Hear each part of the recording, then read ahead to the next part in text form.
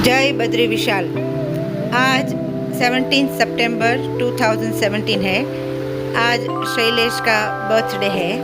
Happy birthday, many many happy returns of the day.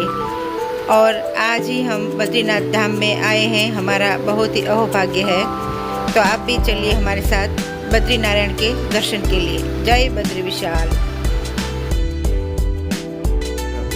ओम नमः शिवाय।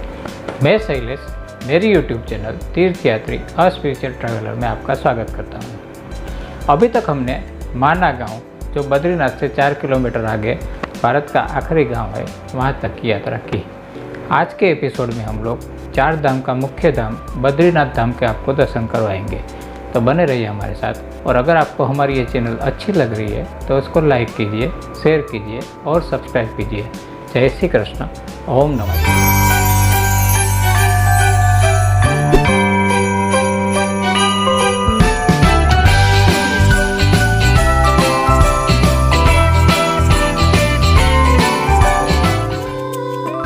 माना का होकर अभी हम लोग वापस बद्रीनाथ के लिए जा रहे हैं। रास्ते में आप देख सकते हैं कि बर्फ़ के पहाड़। शाम होते होते हम लोग बद्रीनाथ धाम पहुंच गए। वहां पहुंचकर हम लोग GMVN की देवलोक रेस्ट हाउस में अपना सामान रखकर जल्दी से मंदिर की ओर बढ़े, क्योंकि संध्या आरती का टाइम हो गया था। आप देख सकते हैं बाहर से मंदिर का व्यू जो दिखाई दे रहा है। शाम को अद्भुत व्यू दिखाई दे रहा है। नीचे तृप्त कुंड दिखाई दे रहा है, जो गर्म पानी का कुंड है। आप धुआं भी निकलते हुए देख सकते हैं। इतनी ठंडी में ऑलमोस्ट माइनस में टेम्परेचर हो गया है और इतने गर्म पानी के कुंड है। ये नल नील पर्वत है, नर नारायण बोलते हैं जिसे हम। आप भी करिए दर्शन बद्रीनाथ धाम के। जय बद्री विशाल। जय बद्री विशाल। माना गांव से यहाँ शाम को करीब 6 बजे हम बद्रीनाथ धाम पहुँचे। और आप देख सकते हैं मंदिर में वहाँ सब लाइटिंग, बहुत ही रोशनी दिखाई दे रही है और ठंड भी बहुत ही बढ़ गई थी। तो आप लोग भी कीजिए बद्रीनाथ धाम के दर्शन। नीचे तृप्त कुंड भी दिखाई दे रहा है। नीचे अलकनंदा नदी बह रही है और उसकी वजह से भी इतनी ठंडी हवा आ रही है कि जैसे ठंड इतनी बढ़ गई है। नीचे नारद कुंड भी दिखाई दे रहा है। आप देख सकते हैं नारद कुंड है।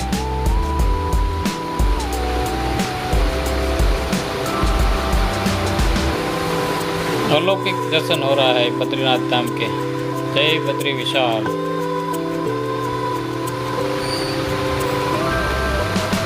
बोलो आप भी, जय बद्री विशाल। जय बद्री विशाल।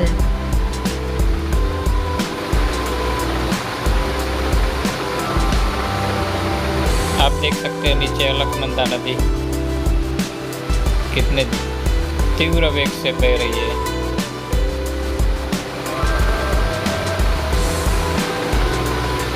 नीचे 2 पक्षी भी दिखाई दे रहे हैं, रेलिंग के ऊपर बैठे हुए।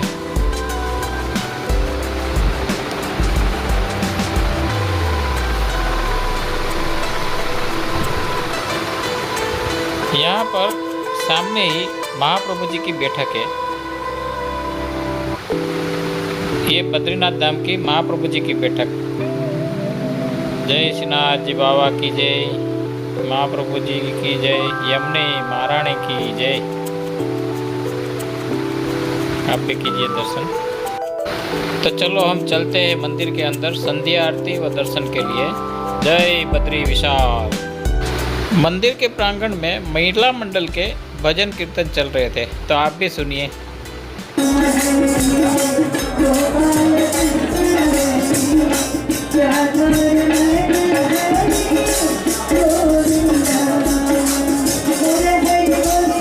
यह मंदिर का अंदर का प्रांगण है। हम लोग को तो दर्शन मिल गया, पर आप देख सकते हैं बाहर कितनी लाइन है अभी भी। हम लोग को आरती का दर्शन मिला। जय बद्री विशाल। आप भी कीजिए आरती का दर्शन।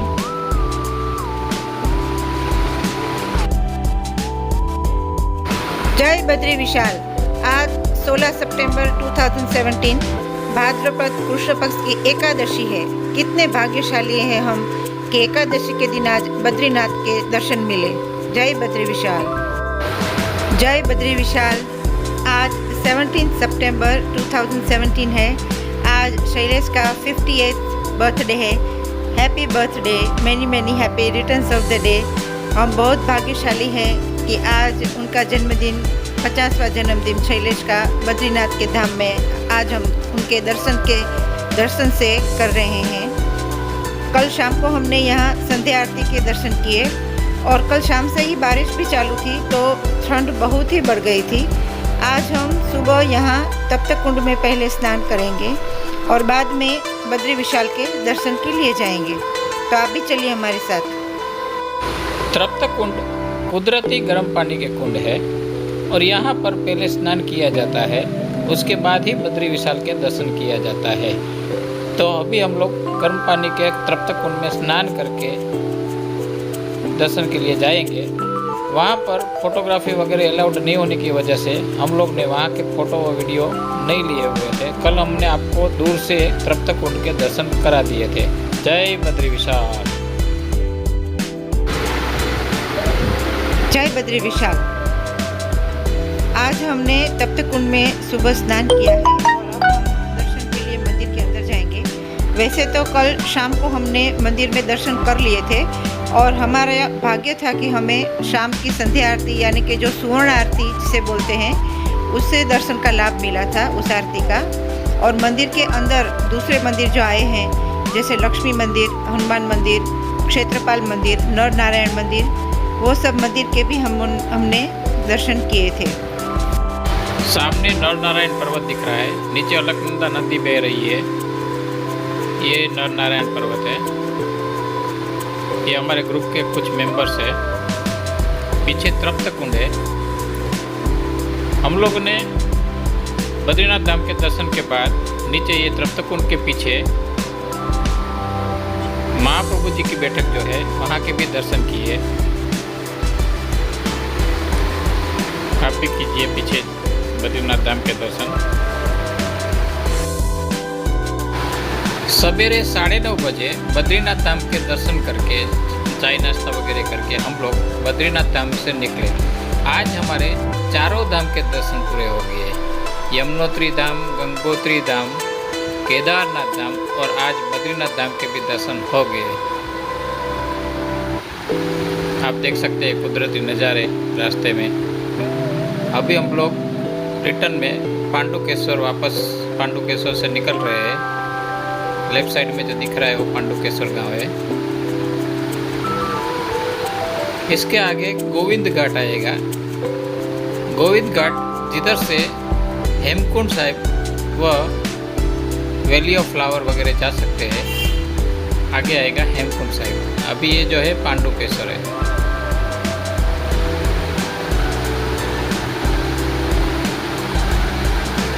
सवेरे सवेरे निकलने का ये फ़ायदा है, जल्दी निकलने का, कि रास्ते में ट्रैफिक थोड़ा कम मिलता है।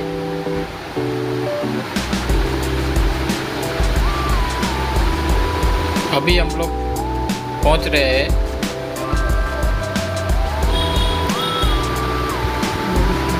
गोविंद घाट।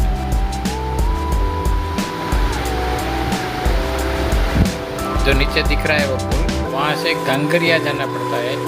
गांगरिया जाने के बाद 2 रास्ते पड़ते हैं, एक हेमकुंड साहिब के लिए और एक वैली ऑफ फ्लावर्स के लिए। हेमकुंड साहिब की यात्रा भी बहुत ही पवित्र है पर बहुत ही कठिन भी है। अभी हम गोविंद घाट से गुजर रहे हैं। गोविंद घाट एक छोटा सा गांव है पर बहुत ही महत्वपूर्ण गांव है, क्योंकि सिख लोगों के लिए यह बहुत ही महत्व का गांव माना जाता है। यहाँ से ही हेमकुंड साहिब की यात्रा होती है। वापसी में जैसे जैसे हम लोग नीचे की ओर बढ़ रहे थे वैसे वैसे कुदरती सौंदर्य और ही निखर रहा था, क्योंकि कल से 2 दिन से बारिश होने की वजह से बादल जो है वो नीचे की ओर पूरे आ गए हैं और कहीं कहीं तो पूरे के पूरे गांव की ओर, गांव को पूरा ढक दिया है। आप देख सकते हैं कितने बादल हैं। अभी हम लोग आगे गरुड़ गंगा पहुंचने वाले हैं। वहाँ का माना जाता है कि वहाँ से 15 किलोमीटर आगे एक गरुड़ के आकार का पहाड़ी के अंदर से गंगा जी बह रही है, आ रही है, तो उसे गरुड़ गंगा कहा जाता है। आगे हम आपको उसके बारे में बताते हैं। अभी हम गरुड़ गंगा पहुंच गए हैं। माना जाता है कि गरुड़ जी के मुख से जो गंगा बहती है वह यही है गरुड़ गंगा। और यहाँ से हमने प्रसाद के रूप में 2-4 पत्थर भी लिए साथ में। इसका महत्व यह है कि यह पत्थर घर में रखने से घर में कभी भी सर्प का या किसी और जहरी जीव जंतु का त्रास नहीं होता है, ऐसा माना जाता है। ऐसा वरदान गरुड़ जी ने दिया है, ऐसी कहावत है। और यह है गरुड़ गंगा का मंदिर जो बाजू में दिख रहा है। हमने वहाँ दर्शन किए गरुड़ गंगा जी के, आप भी कीजिए।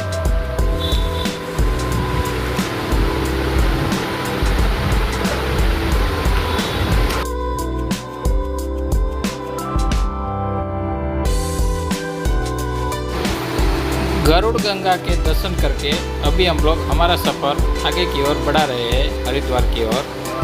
रास्ते में पीपल कोटी वगैरह आते हैं, नीचे अलकनंदा नदी बह रही है।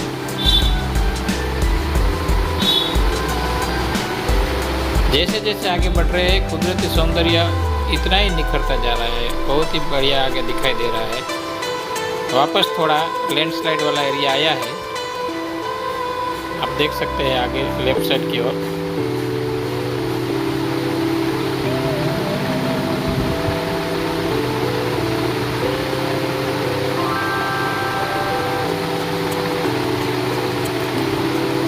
यहाँ से हम लोग गोचर के लिए पहले अभी रुकेंगे नाश्ता वगैरह के लिए। हमने आने के टाइम आपको बताया था कि गोचर के बारे में हम आपको बताएंगे। तो ऐसा है, हम लोग जब 2004 में आए थे पहली बार चारधाम यात्रा को, तभी गोचर में हम लोग रुके थे। तो वही GMVN का जो गेस्ट हाउस है वहाँ पे अभी हम लोग रुकने वाले हैं, तो आपको उसके बारे में डिटेल में बताएंगे।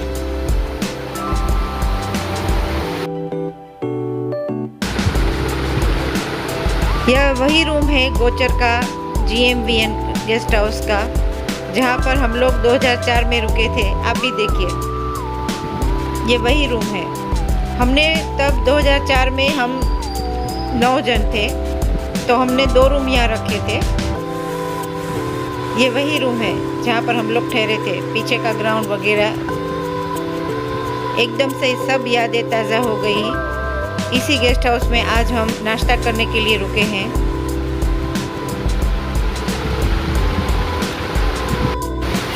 तो 13 साल के बाद हम लोग वही रूम में आए। हमारे ग्रुप के साथ की मेंबर जो है वीना आंटी, उनको मैं वही बता रही थी कि यह वही गेस्ट हाउस है गोचर का, जब हम 2004 में यहाँ आकर रुके थे। उस टाइम हम लोगों ने खुद से टूर की थी चारधाम की। हम किसी टूर ऑपरेटर से जुड़े हुए नहीं थे, लेकिन जब 2004 में हमने यहाँ GMVN गेस्ट हाउस में हमने यहाँ रूम बुक किया था, तो यहाँ की सब फैसिलिटीज़ वगैरह देखकर हम लोगों ने यह नक्की किया था, तय किया था कि अगली बार जब भी चारधाम आएंगे तो GMVN के साथ ही रहेंगे, क्योंकि चारों धामों में यहाँ उनके रहने की बहुत ही अच्छी सुविधा मिलती है। और छोटे छोटे जगह में भी GMVN के जहाँ पर भी गेस्ट हाउस है, बहुत ही बढ़िया हमको फैसिलिटी मिलती है। अभी हम लोग रुद्रप्रयाग से गुजर रहे हैं। सामने जो गांव दिखता है वो रुद्रप्रयाग है। नीचे अलकनंदा नदी बह रही है।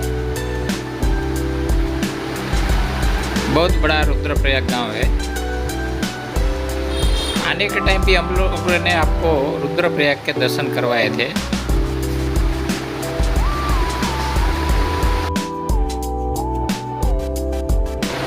अभी हम दारी देवी मंदिर के बाजू से गुजर रहे हैं। यहाँ से दारी देवी मंदिर जाने का रास्ता है।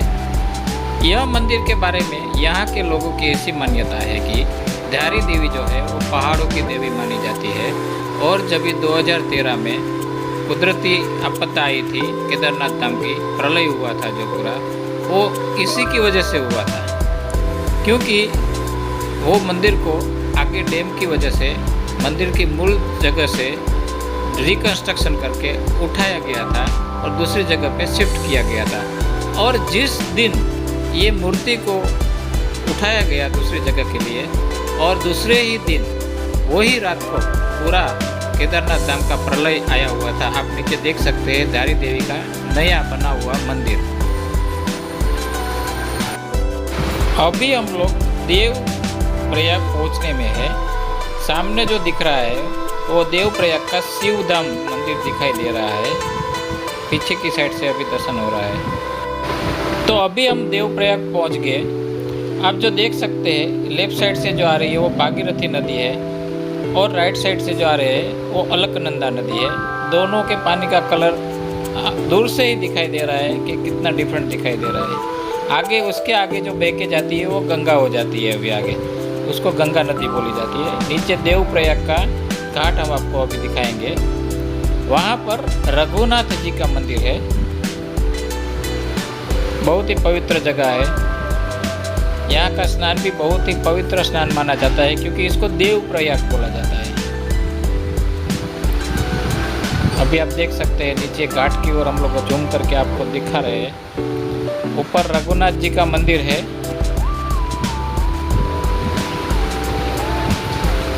और नीचे अभी जो है वो घाट है। यहाँ पर स्नान किया जाता है, पूजा विधि वगैरह की जाती है। तो ये है देव प्रयाग। और इसके आगे जो दोनों नदी का संगम हो गया, जो नदी बह रही है उसे गंगा जी कहा जाता है। जो विश्व प्रसिद्ध गंगा जी कलकत्ता में गंगा सागर में समाहित होते हैं, वहाँ तक गंगा जी के नाम से ही विश्व प्रसिद्ध है। आज हमने चार धाम का मुख्य धाम बद्रीनाथ धाम के दर्शन किए। आगे के एपिसोड में हम लोग बद्रीनाथ से रिटर्न जर्नी हमारी हरिद्वार के लिए करेंगे। तो बने रहिए हमारे साथ। जय श्री कृष्ण। ओम नमः शिवाय।